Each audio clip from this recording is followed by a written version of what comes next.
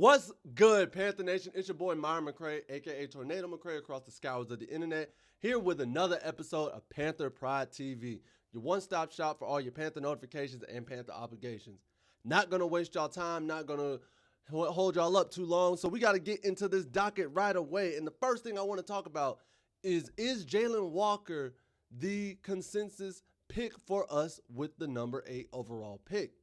Now, the reason why I'm asking this question is because I've seen from Mel Kiper, ESPN's Mr. NFL Draft, he has us locked at picking Walker at number 8. He's done it for his last 4 mock drafts. But I have seen across the internet and on social media that other people are saying we're going to go in a different direction, specifically over at CBS Sports. They have a team of 7 NFL draft analysts, and 5 of them have us taking somebody else other than Walker. So, naturally, that got my curiosity, and I had to go look him up.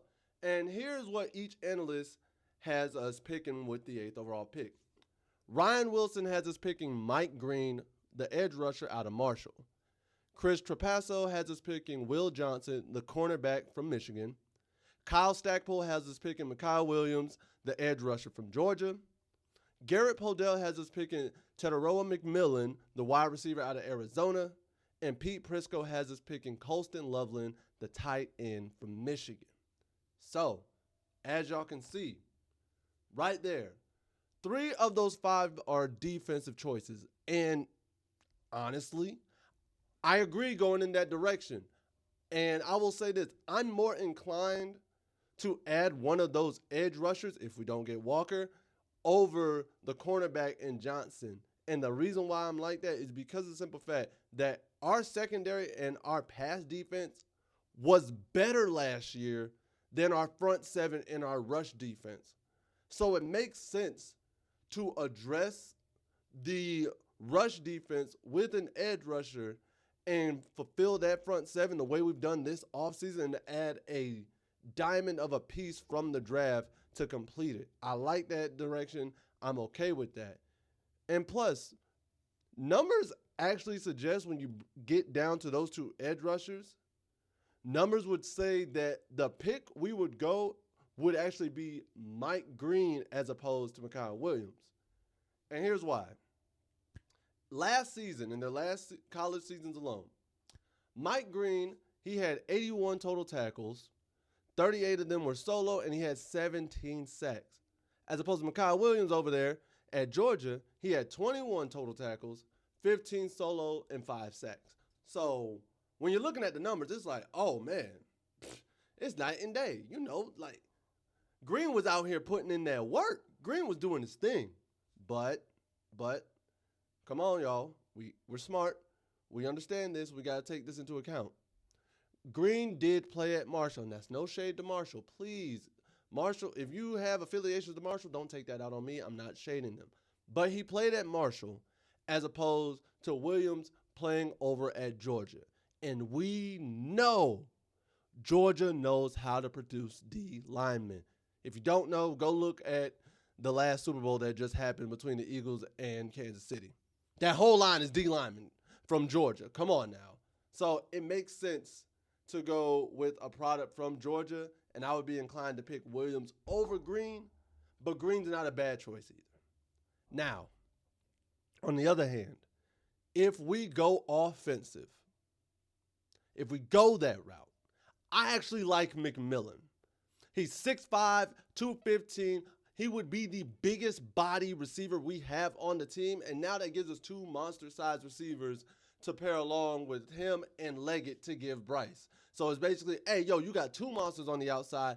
Throw it up, let him go jump for it and get the ball. And McMillan has been known throughout his collegiate career and high school career, hey, you throw the ball my way and just throw it up, I will go get it. I like that. And I'm okay with picking McMillan if we decide to go offensive and we give him Bryce a weapon like that.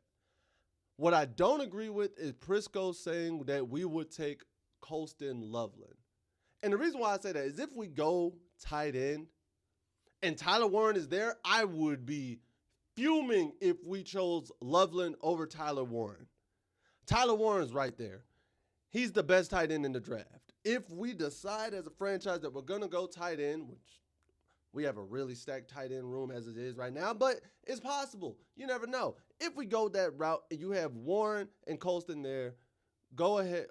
If you have Warren and Loveland there, go ahead and pick Loveland. It makes sense. It's the right direction to go with that 8th overall pick.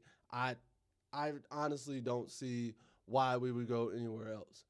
But speaking of the 8th overall pick, I know some of you think that us having the 8th overall pick sucks. That we should have tanked, we should have went higher to get a better pick, and so on and so forth. But in all actuality, history shows quite the opposite. And it shows that getting the 8th pick, you're generally going to get a pretty good person in the draft. Because here are some notable names that have been taken with that 8th overall pick.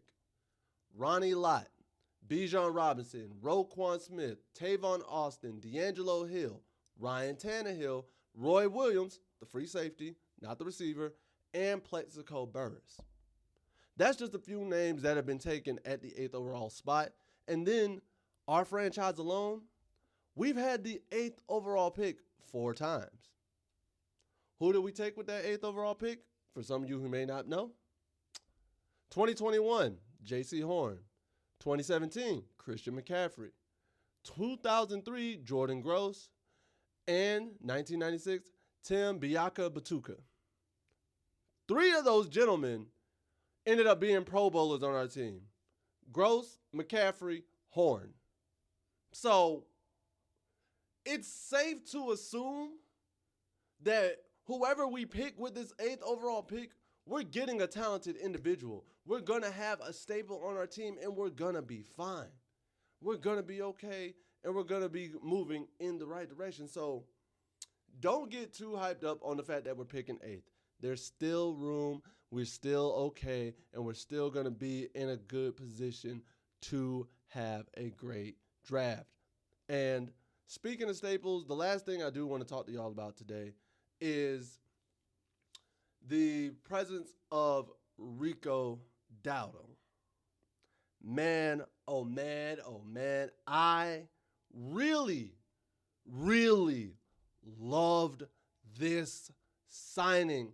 Thank you, Dallas, for continuing to be incompetent.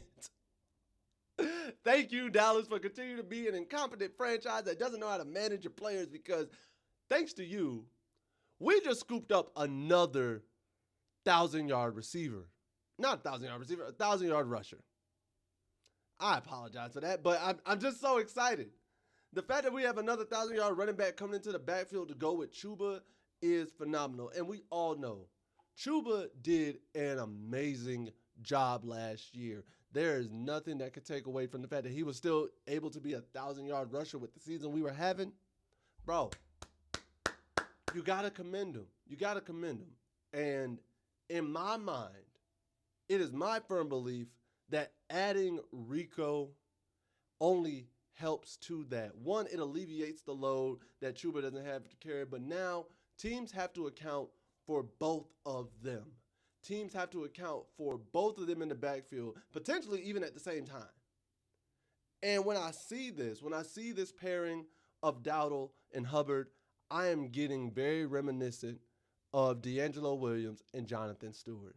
I am very reminiscent of that 2009 season where they both rushed for 1,100 yards. I want that. I would love to see them rush for 1,000 apiece this upcoming year. Truth be told, I would love to see it. I'd be thrilled to see it, and I think it would be amazing to see. I think they have the potential for it. I genuinely do. And not only that, establishing a run game that well makes it so much easier for Bryce and the receivers in the passing game, because now you can really sell the play action. Now, teams don't know what you're going to do. Are you going to gash us with the run, or are you going to beat us over the top? And we saw how the passing game came on at the end of the year. We saw what Chuba was doing all year. So now you have 2 great running backs, a great established running game, a more confident Bryce, more weapons at receiver. You can really compete night in and night out on offense. And that is a beautiful thing. Now, with that being said, I'll be realistic and I'll be honest. I don't think they're gonna hit it off right away. I don't think they're going to be like perfectly in sync. It's going to take those first 4 games to find their footing. But man, if they do,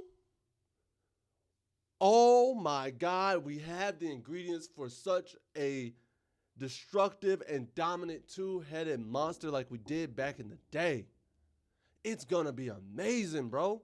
It's going to be phenomenal to see and just look at everybody and be like, hey, you can't stop either one of our running backs. Y'all both focused on both of our running backs. Now we're gashing you through the air. You really can't stop anything that we do. And that's what I want to see. I want us to get back to that. I want us to have offenses that are competent. I want us to have shutdown defenses. I want us to be a phenomenal franchise the way we used to be. And these pieces, they're coming together. Dan Morgan is putting together some pieces of this puzzle. This man is really playing chess out here. But guys, that is all I have for this episode of Panther Pride TV. If you like this episode, if you like this video, please make sure to like, share, subscribe, and hit the notification bell at the bottom so you can always get Carolina Panther content from here. And make sure y'all leave comments. Y'all tell me how you're feeling about these moves, because at the end of the day, what do I know? I am just a skinny brother with 2 tats. Peace. Much love to all of y'all. Take care, Panther Nations. Later days, and keep pounding as always.